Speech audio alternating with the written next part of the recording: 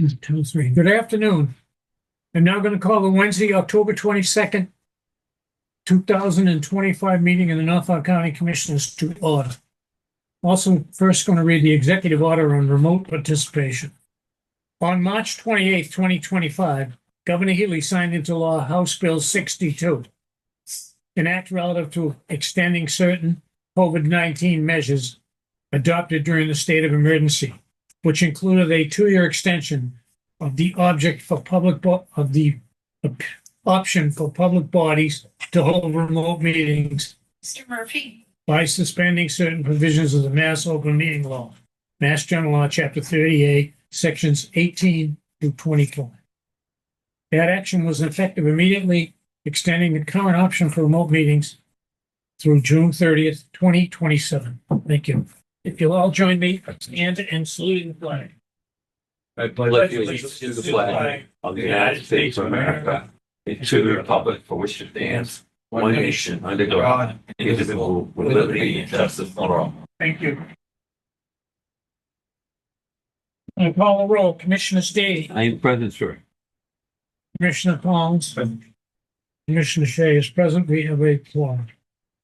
No executive session today.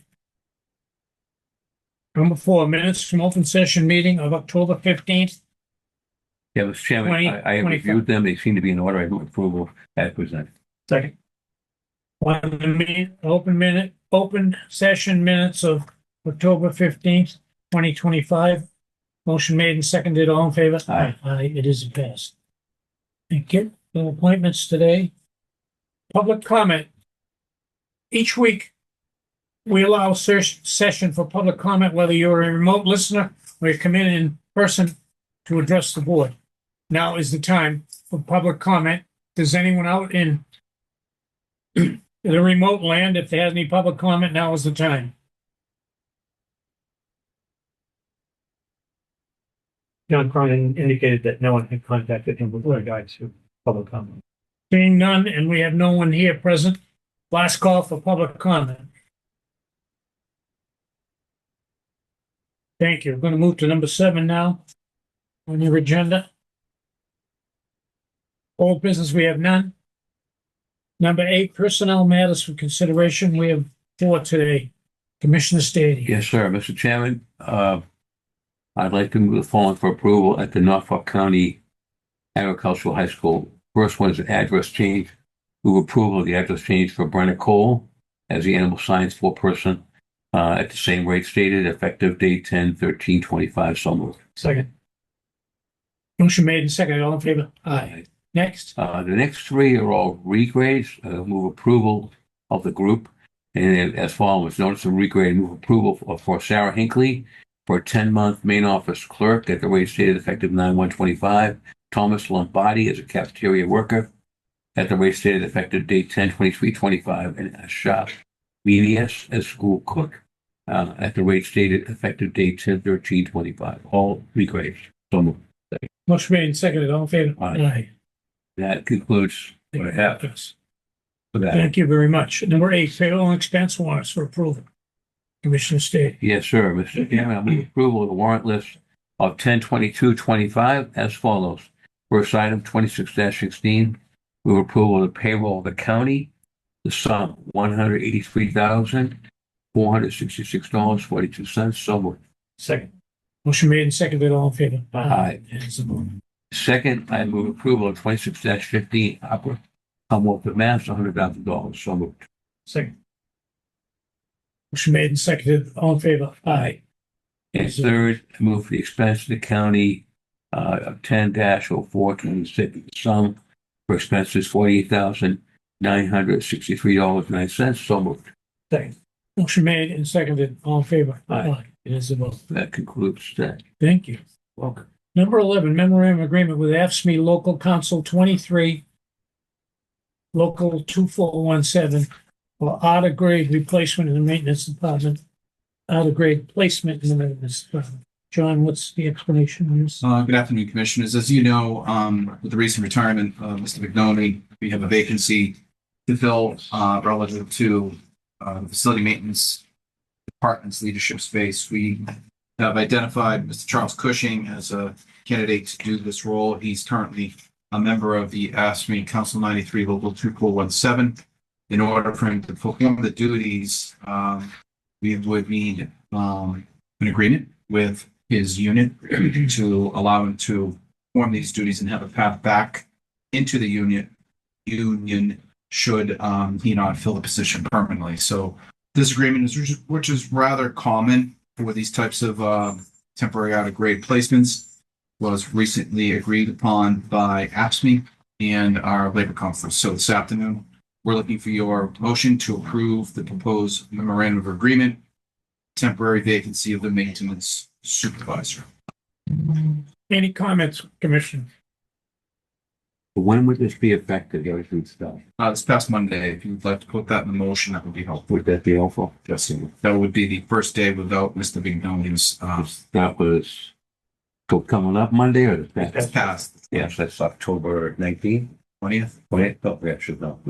So simply stated, we're taking John Bignoni retired after 19 years last week, Yes. and we're taking a regular member who's in the union and promoting him to executive director temporarily to the number 2 position. That's right. Okay. Are we going to fill the electrician position? Or is he going to do both? The agreement allows for him to cover the electrician duties Until such time, to a certain level, obviously. That's just for me. Okay. That was the only questions I had. No questions. If you're Mr. not, Chairman, you like me to move it?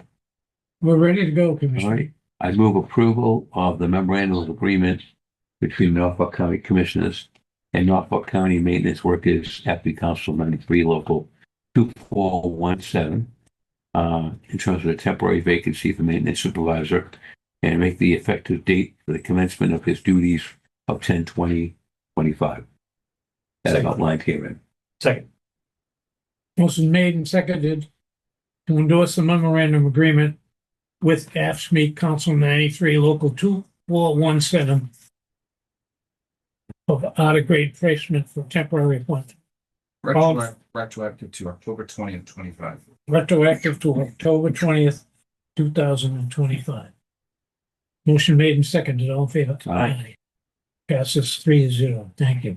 Do you need a certain one signed, a certain clean copy? He's got it. Okay, great. Yep, great. Okay. Chair and its president. Okay. All right. Next item. Disbursement of opioid settlement funds to the town of Canton. I'm sorry. Director Cronin. Thank you. Good afternoon, Commissioners. Relative to the opioid grant process that the county has been in possession of the last several years, as you know, we have a cycle of awarding opioid grants to coalition members across Norfolk County. Usually we do it in the spring and fall. We have had a request from the town of Canton Fire Department to provide emergency services equipment to help them in their response to various incidences across Canton. This afternoon, I'm recommending that we approve $3,000 towards this request equipment.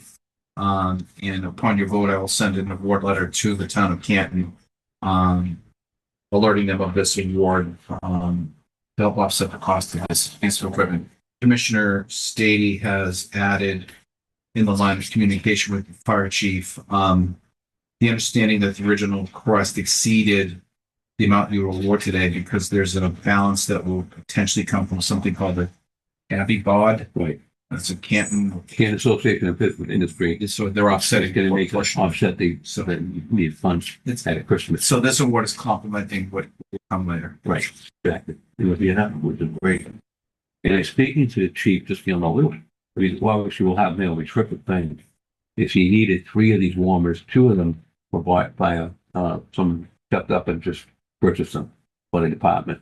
And he'll explain to me, I had a little quick conversation with him yesterday again, and apparently these will last longer than what the original warmers were like. So we won't be, I said, if this is something we need every year, and he goes, no, this is going to take care of it for a while. And the good news, he said to me, is that with the success Canton's had and the need for it, the state now is looking at expanding their program and having it, which they should, in different regions. Because right now, Canton's going crazy. They're going all over the place. You know, they cover Quincy, Weymouth, No, just can't. But there's a hope that they're going to get more of these type of blood warming units in other parts of the state very soon. Which is good. So it's a good thing. I've never heard of it before, but I think it's an excellent idea. And then, so Canton firemen have a vehicle that keeps the blood warm and Especially trained, someone especially calls for it, they dispatch them. all 24/7. Okay. A case of a traumatic trauma where there's such an incredible, loss of blood. If they can, before they can medivac them or whatever, they can start initiating the transfusion. Just, I know it's explained. I think we voted on it yet, right? You don't make a motion. no. So do you need a motion? Please, thank you. Yeah. I would move that we award the town can, the sum of $3,000 out of the opioid settlement funds, for the purpose of helping out the town can fight in their, Emergency services. emergency situation in, Program. Second. Motion made and seconded to award the town of Canton $3,000 for out of the opioid settlement funds to fund another project. All in favor? Aye. Unanimous, 3-0. Thank you. Number 12, report from the procurement department on bid openings and contract awards. Our chief procurement officer is holding a couple of items. She'll be back next week. Okay, we have none this week. No, sir. Number 13, report of the county director. Thank you. Just a few items. First, this past week, Norfolk County joined our sister counties on a multi-county call, quarterly ARPA update call. We're all heavily involved with monitoring as we prepare for the back end of this grant. Norfolk County is in decent shape. There are always a couple of county communities that need some kind of follow-up to respond and provide information on grant activity and expenditures. But overall, I'm quite pleased with where things stand. We're entering another phase. We have to file another quarterly report with the feds. That was discussed as well. In addition, I just wanted to alert the commissioners as we look internally at the status of all the grants that we have awarded within the county. I'm looking for any kind of surpluses that will begin to pull together and award back into eligible grants. In so doing, over the last several months, I want to alert the commissioners. One of the awards that you made many months ago to the Commissioner of Probate here in Norfolk County was $100,000.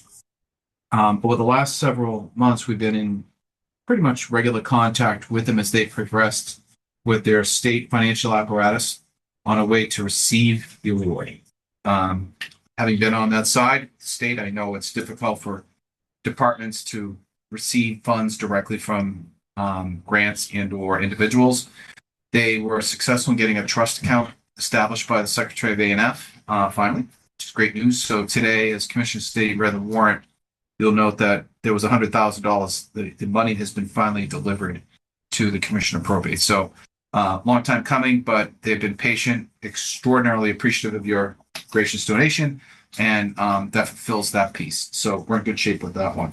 One of the other items that had some favorability was one of the original Norfolk County awards was to purchase COVID test kits.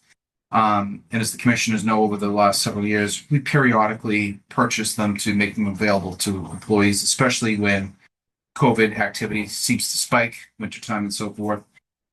We, the county, have recently purchased 250 more kits for county personnel to use.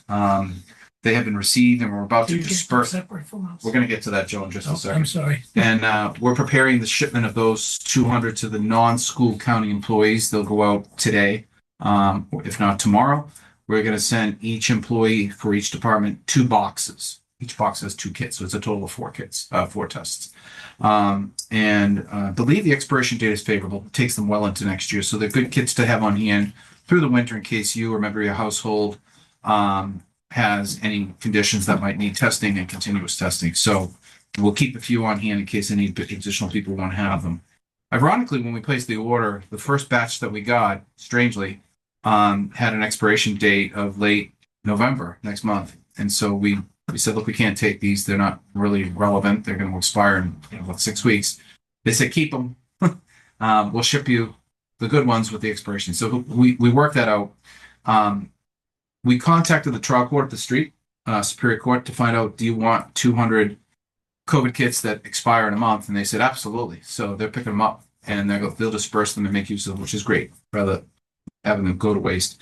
So yesterday, commissioners, I contacted the superintendent, Jeremy Gay, and I said, we have favorable capacity within this grant. The cost of the kits is so affordable right now. Would you like us to order kits for the schools? Because when we started this program, the schools were doing their own thing. They were getting kits from their own resources. He emphatically said yes. So we're going to order, I think it's 225 or 250 kits to be delivered directly to the school. Okay. Right. So separate order, but that'll happen down the road, John. So a couple of weeks or a couple of days, I would expect the delivery to you. So just a note on that. We still have capacity and we can still order more if things go sideways, but we're moving ahead with expending the funds out of that particular grant as was designed.